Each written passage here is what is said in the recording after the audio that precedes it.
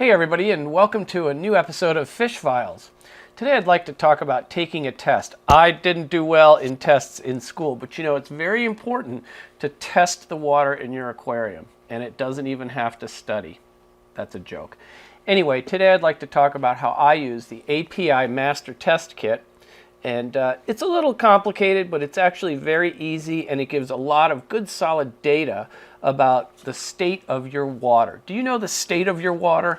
Well, it's important to know because in case something goes wrong, you won't know that something's wrong unless you know what's right. So today, let's take a look at this test kit and how to use it on Fish Files. Fish, fish, fish file. Okay, now one thing I want to show you before we get started is this handy little device. And this is something that holds your test tubes.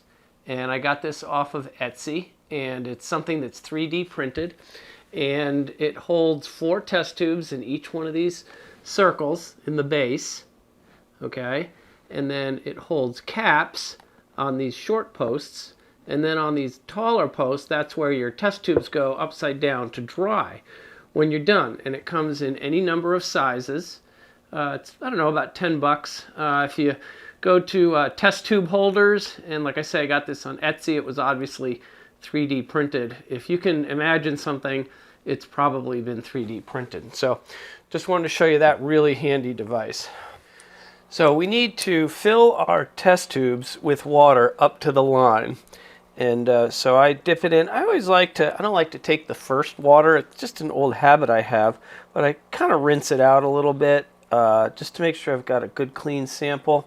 And you want to fill up all 4 right up to the line, maybe a little less, and get all 4 filled up, and then you bring them back and get ready to put the chemicals in. Okay, so we've got all of our test tubes filled and in our handy dandy holder. Okay, so they're ready to go. Oh, and one thing to remember is if you ever drop and break a tube, trust me, I have, you can get replacement tubes on Amazon. These are API. They have the logo and the lines and everything on. They're very readily available. I bought a dozen because I kept breaking them for a while because I'm a little clumsy. So what I like to do is get all of my test solutions out and ready. Don't be intimidated.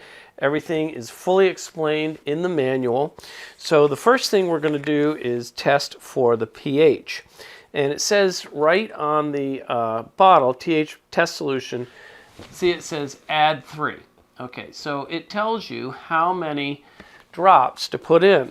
So I like to confirm that, okay? And because sometimes, depending on the test you're doing, you have to shake and then add a second solution. So I always like to keep the instructions out with me. So this is basically 3 drops, and what you want to do is you want to hold it directly to 3. So that just fell right out. You want to try and hold the test solution directly up and down for consistency in drops. And then it says put on the test tube and invert several times to mix the solution. Okay, so what I do is I do all my mixing at once because these things have to sit for a little bit for the reactions to take place and to get accurate readings. Okay, so that's pH. Next is ammonia. This is an important one. Now, so for ammonia, you do 8 drops of test solution. See, this says bottle 1. Test solution, bottle 1, and 8 drops. Okay, so we're going to do that. I always like to give it a little shake. There are some solutions where you have to shake it well ahead of time. I always give it a little shake just to make sure everything's mixed. All right. Okay, 8 drops from ammonia solution number 1, holding the bottle directly upside down. This is thicker. 1, 2, 3, 4, 5, 6, 7, 8. And then I release to kind of create a little suction so I don't get an extra drop in there. Test solution bottle 2, add 8. So we're going to do this all over again. 8 more drops of test solution number 2. 1, 2, 3, 4, 5, 6, 7, 8. 8. And you want to try and get it in the middle of the test tube, not running down the side of the test tube like I just did. And then it says shake vigorously for 5 seconds. Okay, 1, 2, 3, 4, 5. Okay, and then wait 5 minutes for the color to develop. Like I said, some of these take time, so let's go on to the next test, which is nitrites. Now you all know the nitrogen cycle. Ammonia turns into nitrites, which turns into nitrates, which are taken out of the tank during your water change. So for nitrites, this is an easy one. 5 drops of nitrite test solution. So just give it a little shake, okay? 5 drops directly in here. Remember, hold it straight up and down for uniformity of drops. 1, 2, 3, 4, 5. Whoops. Okay. Well, thankfully that drop missed. Okay. Kept that up good. And shake for 5 seconds. Okay. Put the cap on. 1, 2, 3, 4, 5. So now we're going to do nitrites, and this is a 2-step process, and this one has a bit of shaking involved, so you have to read the directions very carefully. Like I say, I keep the book in front of me. Every test I do not have this memorized.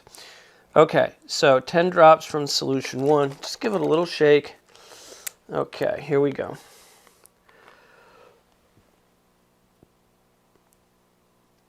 One, 2, 3, 4, 5, 6, 7, 8, 9, 10. Okay. That's nitrate solution 1. Now, nitrate solution number 2. It says vigorously shake the nitrate test solution number 2 for at least 30 seconds. This step is extremely important to ensure accuracy of the test results. So what I do is I look at my watch and I see the second hand. All right, the second hand is coming up on 11, so I need to shake until 5. And ding! Okay, that's shaking vigorously for 30 seconds, nitrate solution number 2. So now 10 drops we put in here. 1, 2, 3, 4, 5, 6, 7, 8, 9, 10. Okay, cap it. Okay. And now it says, cap the test tube and shake vigorously for 1 minute. This step is extremely important to ensure accuracy of test results. Wait 5 minutes for the color to develop. Okay, now we're going to shake for 1 minute. All right, second hand is coming up on the 1. Okay. Shake. Okay, and ding! That was 1 minute. Okay, so we're just going to let that sit. And we're going to come back in 5 minutes, wait for the color to develop, and we'll take a look and see how it looks. Okay, it's been 5 minutes, and here are the results. Now, moving over from here, this is the pH, and that's usually about 7.6 in my tank, so that's good. The next scale is, that's high range pH, which we're not measuring. The next is ammonia, and that's the yellow test tube, and you see yellow is 0 on that scale.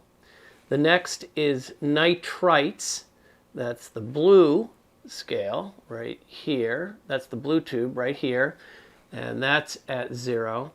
And then finally our nitrates, which usually runs about 40 ppm for me, and that's about right because I am putting a little bit of fertilizer in once in a while for my plants. So there you have the results of the test. See how easy it is to use the API Freshwater Master Test Kit. It's not difficult, does take a little bit of time. Some people prefer to use test strips. That's fine. Test strips can be a little easier. It all depends on what you want to do. One thing that I would strongly recommend is when you first start taking water tests is to write down or log your results. There's a lot of ways you can do that, you know, a piece of paper and a notebook. I keep a Google Sheets online. It's like a spreadsheet online. I can just pull it up on my phone and fill it in. And what I like about that is I have it with me every time. And I kind of stopped doing that, but I did it consistently for about 3 months because I wanted to see what was normal for my tank. And the results that you see here, these are normal, and even after 2 or 3 months, everything has stayed exactly the same. And the reason I suggest doing this is you need to know what your normal is, and you need to know what it is over a period of time in case there's any fluctuations. If something goes wrong in your tank, if plants start dying, if fish start dying, if the water gets cloudy, any number of things, and you do a water test, now you'll have a base, you'll have a reference. And so you do a water test and you get your results. And you can tell how far off from your normal those test results are, and those can help you diagnose the problem with the fish in your tank. And when you're done, make sure to wash out your tubes thoroughly and the caps. This stuff is toxic. You don't want any residue in there that could get in there with the rest of your fish. The next time you do a test, remember I told you about this nifty stand, and so what you do is you rinse out your tubes, put them right here to dry. The caps go right here, and off you go, and you can just let them dry. Been great having you here on Fish Files. If you have any questions, leave a comment or question below. Make sure to hit that like button and the subscribe button. That helps me out a lot. No obligation. And we'll see you on the next Fish File.